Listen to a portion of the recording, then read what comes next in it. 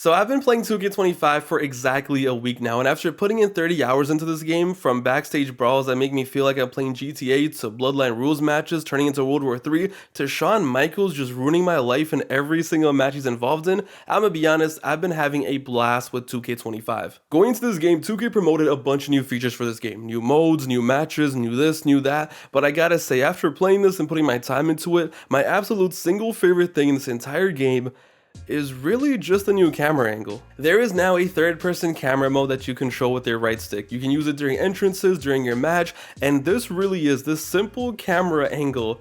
It's the most game-changing thing they've added to the series in a long time. At first, I was like, okay, a new camera angle, that's fine, that's cool, who really gives a f?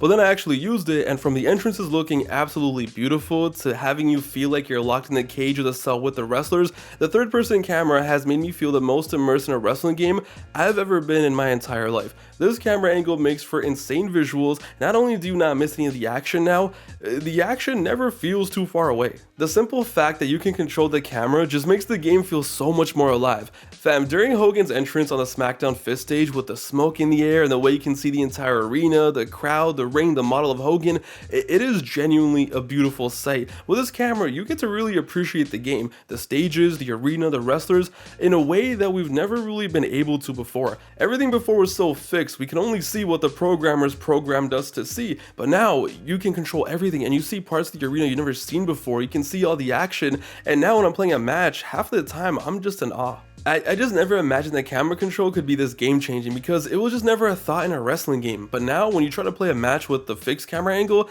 it's like, no, what are we doing here? We're not cavemen, we have technology. The moves hit harder, the high spots are wild to see, and you can get some dramatic ass kickouts. And once again, going up the SmackDown stage, it felt like I was back in 2002. It felt like I was there in the arena in 2002. Truly a game changer, and easily, in my opinion, the best new feature. And yo, you combine that with how fun the matches can be in this game, it's been a blast. I've just been running around doing the most random matches you can imagine. The CPU in this game, for some reason, is absolutely cracked. I don't know what they fed them, what drugs were injected into them, but more often than not, the CPU, especially in multi-man matches, it goes nuts. The CPU will be out here jumping off shit for no reason. Ladders, chambers, you name it. They'll be running around doing springboards like their lives depend on it. They have a fetish for weapons, and it all comes together to allow for so much destruction. So whether I was in the parking lot and John Cena did this to me, or I was in the archives, which is obviously a very cool and fun backstage area, the CPU does not hesitate to put you down. It's actually jokes how cracked they are.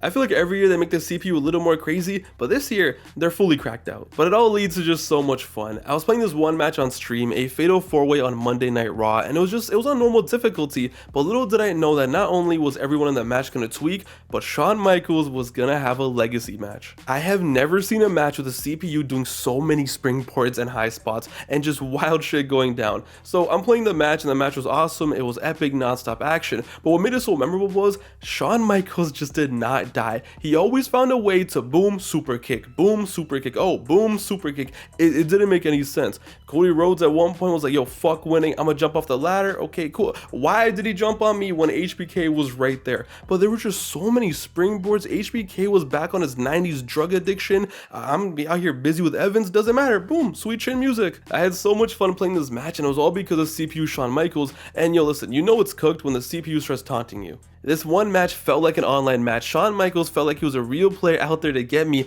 I just had never seen anything like this before. Put my body on the line and do a swinging neck breaker off the top of a ladder. What do I get as reward? Boom, sweet chin music. And it was only right that after a 20-minute classic with the CPUs, 20-minute on normal difficulty, after everyone turns up and does their best, Shawn Michaels gets the win. And this was literally the Shawn Michaels legacy match, and easily the most fun match I've played on 2K in years at this point. So as you can see, the CPU is cracked, especially Shawn Michaels, which makes it funny because one of the new features, or I guess old features they brought back for this game, is chain wrestling, and I have literally had chain wrestling appear like twice in my matches. It took me 10 matches to get the achievement for chain wrestling in the match, because 99% of the time, the CPU was just trying to end my existence. Body damage is cool, matches can once again get very violent and very physical, and you definitely see it. I played a few underground matches and the animations are really fun, and it's a nice change of pace. In my opinion, a super welcome addition, way more fun than the casket matches or the ambulance matches. The underground match is definitely a thumbs up. Just make sure you stay away from Bulldog in these type of matches, he's too cracked out. literally. But you know what's 2 thumbs up? The new Bloodline Rules match, aka Call of Duty Team Deathmatch. When the Bloodline Rules match was announced, a lot of people were skeptical, like, oh, it's just an Extreme Rules match with interference, which, okay, it technically is. But the execution of it, while it's not perfect, it's pretty fire. The first Bloodline Rules match I ran was actually an intergender one between Rhea and Dominic, and I thought that going into the match that where you select your character was where you're going to be able to choose who runs in for you. But 2K, listen, I gotta give them credit, they made it a little more fun because you actually don't get to choose who does the running for you. So depending on your character's allies and your opponent's enemies, that's what dictates who runs in for you and vice versa, but sometimes that doesn't even matter, it can be totally random. So before the match, I removed all of Rhea and Dominic's allies and enemies because I wanted it to be a full random experience. I wanted to see what kind of chaos and shenanigans were going to go down if I left it all up to the game, and trust me, it did not disappoint whatsoever. So the match starts and it's just a normal standard match, hitting some moves and reversals, you know, the usual. Dom plays like a rat, it's pretty realistic to real life, and even brings out the prime bottle. But Rhea in this game is a 96 overall or something. It's light work. You reverse everything, you get your finisher really fast. I hit him with a prime bottle, hit my finisher on the outside, and then I see this appears. It says press RT and Y for running.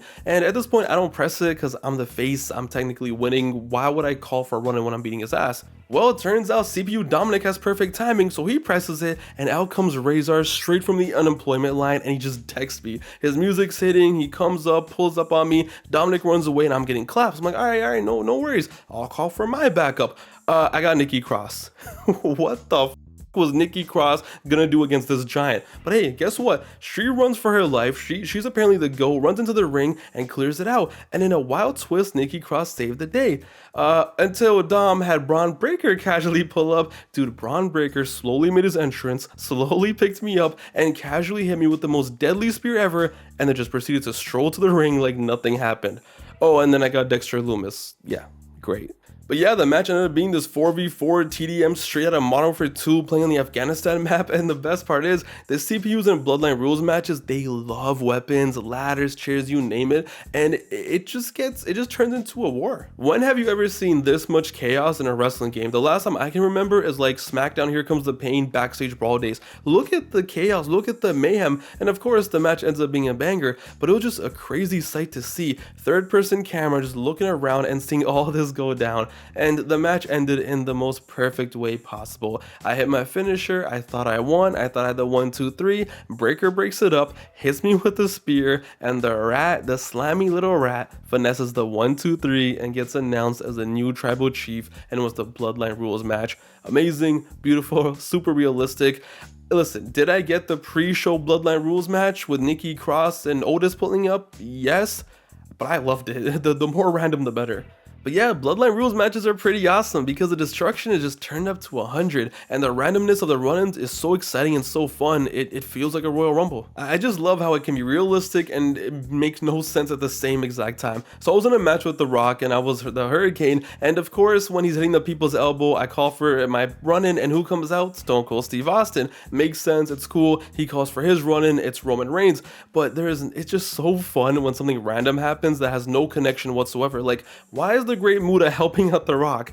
I don't know, but I'm down. I was doing China versus Triple H and Stephanie came out to help Triple H. I'm like, yeah, that definitely makes sense. I like the direction they went with it. I like that it's random. I like that you don't decide before the match, and that even if you have allies or enemies, that's sometimes just random. I think that's what makes it fun and makes it really addicting to play. Just like every other year though, there's lots of fun to be had here. Just going to exhibition, choosing a match, choosing a cool arena, and then that itself will just bring you so much fun. Backstage matches, ladder matches, Hell in a Cell, you know what the deal is. It's once again super fun. I had this one match between Rollins and Roman at the ECW arena, which was really fun, but it was all because of a glitch. So during Roman's entrance as Rollins, I attack him, and I go out there, we start beefing, and I'm having fun with the camera, the arena looks great, and after trying to do a jump off the guardrail, this happens. We get stuck in some next animation, but we end up in the crowd, and not the normal crowd area. We were in the crowd, and we just spent like the next 5 minutes running around doing moves in the crowd, curb stomps, pedigrees, and this was in an arena where the game doesn't let you go into the crowd, but it was so fun being there. And the fact that it was a glitch though, it's like, really? This should be a feature. But anyway, we proceeded to have a classic where Roman did everything he could to get revenge on Seth for 2014. He speared me like 5 times, hit me with weapons, but it didn't matter because now you can do a super curb stomp off the top of a ladder, and listen, ain't nobody kicking out of that. Overall, I had fun. So many matches, so many moments. You guys can see the clips, you guys can see the highlights. It's been exciting. It's been fresh. The camera angle helps so much. I played the MyRise as well, which I don't want to spoil anything, but in my opinion, despite it still being kind of annoying with a lot of useless dialogue, the MyRise is for sure the best career mode 2K's ever had. Easily. I know it's not a high bar, but this here easily takes the crown. There's replay value, there's different stories, and you can actually wrestle as other wrestlers in the career mode, not just as your created wrestlers. A bunch of different wrestlers have mini storylines in the career mode, which gives really heavy Road to WrestleMania vibes. Even though it's just for a little bit, it is a welcome addition. But let's be real, next year, no more MyRise. It's time to bring back Road to WrestleMania. But yeah, I think the MyRise is a great mode, and in my opinion, once again, it's easily the best mode in the game. You want to play this game, you want to have some fun, make a character in MyRise, well, make two actually, and you'll have a blast. Showcase was also improved. Yeah, the timed objectives are so stupid, but it's better than before. There's commentary, there's entrances, the cutscenes look great. There's actual effort that went into this mode for once. Did I want to shoot myself during the Tamina Money in the Bank match? Of course I did. But I will say this, even though Showcase I would say is whatever, there is definitely some gems in there. The matches where you change history, or the matches where you just don't have to recreate too much, such as the dream matches, those are really fun, and that's what I think Showcase has to be going forward. Like 2K, why are we still out here doing 3 corner attacks to so-and-so? Like, you're telling me, does anyone remember what corner attack went down in a certain match? No. Just let us wrestle, play a cutscene every now and then, and call it a day. And that's exactly what they did with the matches that are fun, such as Umaga versus Cena. Because for the most part, the objectives were damage Cena and then win the match. I'm like, perfect, let me do that, let me cook. And even the 3-minute warning match, it's just damage your opponents. And while I was doing that, I had a great time. I had a fun match. It was back and forth. I don't have to worry about corner attacks or doing this here or pulling this out of my ass. I don't have to worry about anything. And most importantly, I got to play the game and have fun. But no, please punch this person in the next 30 seconds. Alright, bro, what are we doing here? But hey, can't complain. Showcase is definitely better than the past 3 years. So okay, the gameplay is solid. Okay, there's some cool new additions to the gameplay. The new camera angle is game changing. There's new matches, new backstage areas. It's all awesome. And like I said, I played this game for 30 hours and I had a blast. So listen, overall, I will say this game is fun. It's solid. This is, at the end of the day, a good game, like the title says. But that doesn't mean I recommend you buy it right now. 2K25 is a good game, but as of right now, as of launch, as the game is full price and beyond, I can't really sit here and tell you that, oh, you should buy this game. Yeah, if you buy it right now, will you still have fun? Of course you will. I did too. But the reality is, 2K, in my opinion, just hasn't done enough to deserve the full price sale. Yes, it's fun, it's a blast to play, but at the same time, so was 24, so was 23. For the first week, all these games are always fun to play, but you gotta think about it. I don't think this game is really worth $60 right now. This is definitely a game I recommend you buy, just when it's on sale. When this game is 30 bucks or 40 bucks even, which realistically won't take too long, it's an easy buy. It's definitely worth that price because there is a lot of good here, but I just don't feel it's worth the full price. Yeah, I talked all about how much fun I had, this and that, but guys, there's a lot of stupid stuff in this game as well. Universe mode to me is the exact same as every other year. I've seen some people online say, oh, it's so much better. I don't know what universe mode they played. For me, not for me. Yeah, they brought back promos and now you can have 2-night pay-per-views. Okay, so what? The mode is still bare bones in my opinion. There's no surprises. The game doesn't give you anything. You literally have to still make up every single storyline in your head. It's like, at this point, just play Exhibition. I started a universe mode and I was excited. I'm like, this is finally going to be the year where I go all in, I get invested, I care, I'm gonna have a blast playing universe mode. No, I don't get lost in it. It's the same broken duct tape mess as every other year. Why are these idiots in my universe mode? I assure you, I can promise you, they are not on my roster. Do I really need to go out and delete managers for every single wrestler on my roster to stop getting these random bozos to pull up? Really? Why is Damian Priest on my show when he's not even on my roster? Just because he's in a team with Rhea in the base game, because Rhea's in my universe mode, he ends up coming in with her, but he's not in my universe mode. I literally didn't select him. Why is he still there? And then look, for some reason this was my main event feud. I'm all for intergender matches, but can we at least have some that make some sense? Okay, the last one is me kind of nitpicking, but it's like, really, we're still having random managers pull up who are not in my universe mode. We're having random wrestlers pull up who are not in my universe mode, and it's just like, really? It's the same as every year. It's just broken. There's no logic. And the stupidest thing was, this was my main event feud, right? Guess what happens if I simulate for an entire year? It's still my main event feud. Great mode. And when it comes to the island, listen, it might be for you. If it's for you, go ahead. If you want to grind a lot, if you want to spend real money to upgrade your player to play a toxic game online, go for it, do your thing. If you want to sit there grinding all day to buy a pair of Jordans, that do your thing. But for me, I'm not trying to spend real money on this game more than I already have. I'm not trying to sit here and grind to upgrade my wrestler. Like, if I'm gonna grind, I'd rather play NBA. Why the hell would I want to do that in a wrestling game? The island is not for me, and honestly, I'm not even trying to be a hater, but I just don't understand how the island can be for anyone. What is the appeal? At this point, I feel like my faction makes more sense than this. But yeah, the way they're locking stuff behind the island is even more stupid. Like, they added a bunch of new paybacks into this game, right? If you're on next gen, you have to play the island to unlock them. Really? You want me to create 4 island characters to unlock paybacks to use in the base game? What? Really? Oh, and the online servers, well, I'm still getting desynced. There's still infinite loading screens. Are the servers a bit better? Yeah, so far, honestly, I'm not gonna lie, they are. But there's still issues. How can I be in an online game with my friend but we're playing 2 different matches? I just don't think it's a significant upgrade for $60. For 30, for 40, hell yeah, do it, okay? But right now, if I wasn't a content creator, I would feel ripped off because I don't even know if I'm gonna be playing this in a week. Because there's nothing calling my name, there's no addicting mode, there's nothing that I really see myself doing next week, and it's been the same story for the past few years, except for 22 because it was so fresh and exciting. But for 23 and 24, it's like 2K drops, it's a blast to play, we have fun, but I think the best way to describe it is the 2K drops and it's the best wrestling game for a week, and then after that, it's like, what's the point? I've played for 30 hours and I already feel like I've done everything in the game that I want to do. There's not much left. And it's only been a week. Yeah, that's just my opinion. If you didn't have 24, you never bought that, then sure, go ahead and buy it. This is going to be a pretty decent upgrade. It'll make sense. But for all of us that had 24, it just doesn't feel that significant for me. I really hope that next year is a new game. I really hope they actually change things up next year. And what I mean by that, it's time for a new grapple system. It's time to change reversals and controls, because now when you play 25, especially if you've been playing 22, 23, 24,